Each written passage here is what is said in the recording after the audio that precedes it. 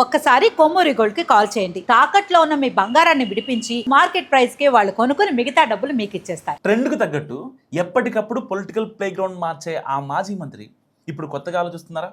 ఇప్పటి వరకు తాను ఎంట్రీ ఇవ్వని పార్టీలోకి అడుగు పెట్టబోతున్నారా? సో ఆ మాజీ మంత్రి రాజకీయ గమ్యస్థానం ఫిక్స్ అయింది. ఇక పార్టీ మారే ముహూర్తమే మిగిలి ఉందన్న ప్రచారం ఎంతవరకు నిజం? ఎవరా ఎక్స్ మినిస్టర్ ఏ పార్టీలోకి వెళ్ళాలనుకుంటున్నారు?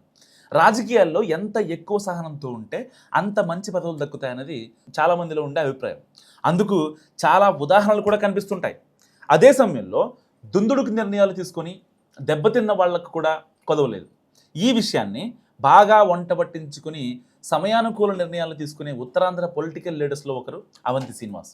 గత అసెంబ్లీ ఎన్నికల తర్వాత 1-2 సార్లు మాత్రమే స్పందించిన అవంతి రీఛార్జ్ మోడ్లోకి వచ్చారన్న సంగతి ఆసక్తి రేపుతోంది. అదే సమయంలో ఆయన ఏ పార్టీలో చేరతారన్న చర్చలు ఇంకా ఇంట్రెస్టింగ్గా జరుగుతున్నాయి. 2 సార్లు ఎమ్మెల్యే, 1 సారి ఎంపీగా గెలిచిన ముత్తంశెట్టి శ్రీనివాస్ అలియాస్ అవంతి శ్రీనివాస్ 3 సార్లు 3 వేరువేరు పార్టీల నుంచి ప్రాతినిధ్యం వహించారు. ఎన్నికలకు ముందు పోటీ చేసే సీటే కాదు, గెలిచే పార్టీ మీద ఆయన పర్ఫెక్ట్ సర్వేలతో రంగంలో దిగుతారనే ప్రచారం కూడా ఉంది. మెగాస్టార్గా చిరంజీవి ఊపు, కాపు ఫ్యాక్టర్ లెక్కలేసుకుని 2009లో తొలిసారి భీమిలి నుంచి ప్రజారాజ్యం పార్టీ తరపున బరిలో దిగి గెలిచారు అవంతి. ఆ తర్వాత 2014లో టీడీపీ గూటికి చేరి అనకాపల్లి ఎంపీగా విజయం సాధించారు. ఇక 2019లో వైసీపీలో చేరిన శ్రీనివాస్ పట్టుబట్టి మరీ భీమిలి అసెంబ్లీ సీట్ దక్కించుకున్నారు.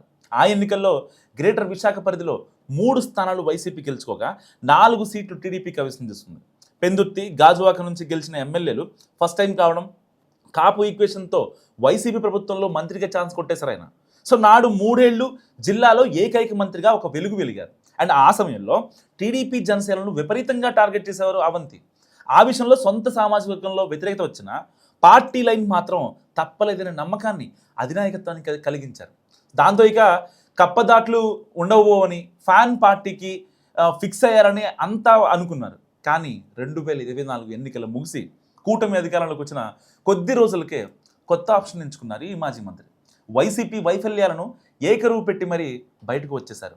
రాజకీయాల్లో తీరిక లేని కారణంగా ఫ్యామిలీ బిజినెస్ అయిన విద్యా సంస్థల అభివృద్ధిపై దృష్టి పెట్టలేకపోయానని సన్నిహితులతో చెబుతూ వచ్చారు. దీంతో ఎన్నికలు సమీపించే వరకు ఆయన అదే స్టాండ్లో ఉంటారని అంతా భావించారు. కానీ అవంతి మాత్రం అంతర్గతంగా కూటమి పార్టీలతో సఖ్యత కోసం ప్రయత్నిస్తున్నారట. సో ఆ దిశగా టీడీపీ, బీజేపీ పెద్దలకు దగ్గరయ్యే ప్రయత్నాల్లో ఉన్నట్లు చాలా కాలం ప్రచారం జరిగింది. అయితే తనకు పొలిటికల్ విక్టరీని పరిచయం చేసిన చిరంజీవి ఫ్యామిలీతో ఉన్న పరిచయాల కారణంగా జనసేన వైపు మొగ్గు చూపవచ్చని అంటున్నారు. ఇందుకు 2 కారణాలు కూడా చెప్తున్నారు కొందరు. ఒకటి నియోజకవర్గ పునర్విభజన కాగా, రెండోది పోటీకి అనువైన స్థానం ఎంపిక.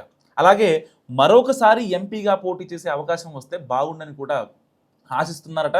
సో నియోజకవర్గాల పునర్విభజన జరిగితే భీమిలి 2 సెగ్మెంట్స్ అవుతుందని అంటున్నారు. సో వాటిలోని ఒక సీట్లో తాను పోటీ చేసే ఛాన్స్ వస్తుందన్నది అవంతి లెక్క. అలాగే అనకాపల్లి జిల్లా పరిధిలో కాపు ఓట్ బ్యాంక్ ఎక్కువగా ఉన్న నియోజకవర్గాన్ని ఎంపిక చేసుకోవాలన్నది ఆయన సెకండ్ ఆప్షన్గా తెలుస్తుంది. ప్రస్తుతం తాను రాజకీయంగా న్యూట్రల్ అని బయటకు స్టేట్మెంట్ ఇస్తున్నా లేటెస్ట్గా తన మనసులో మాటను సన్నిహితుల దగ్గర బయట పెడుతున్నారట. దాన్ని బట్టి చూస్తే జనసేన వైపు అడుగులేయడం ఖాయమన్న అభిప్రాయం వ్యక్తమవుతుంది. వచ్చే ఎన్నికల్లో జనసేన ఎక్కువ సీట్లు తీసుకొని పోటీ చేస్తుందన్న అభిప్రాయం అయితే చాలామందిలో ఉంది. దాంతో గ్లాస్ పట్టుకుంటే సేఫ్గా ఉంటామని మాజీ మంత్రి అనుకున్నట్టు సమాచారం. అలాగే జనసేన అధిష్టానానికి కూడా మొదట్లో అవంతి మీద ఉన్న అభిప్రాయం మారినట్టు తెలుస్తోంది. బలమైన నాయకత్వం కోసం ఎదురు చూస్తున్నారు ఆ పార్టీ పెద్దలు. మరి ఇలాంటి తరుణంలో అవంతి ఎంట్రీకి అడ్డంకులు ఉండకపోవచ్చని చాలా కాలంగా జరుగుతున్న ప్రచారం నిజమయ్యే అవకాశాలు ఎక్కువ అంటూ పార్టీ వర్గాలు కూడా అంతర్గతంగా మాట్లాడుకుంటున్నాయి.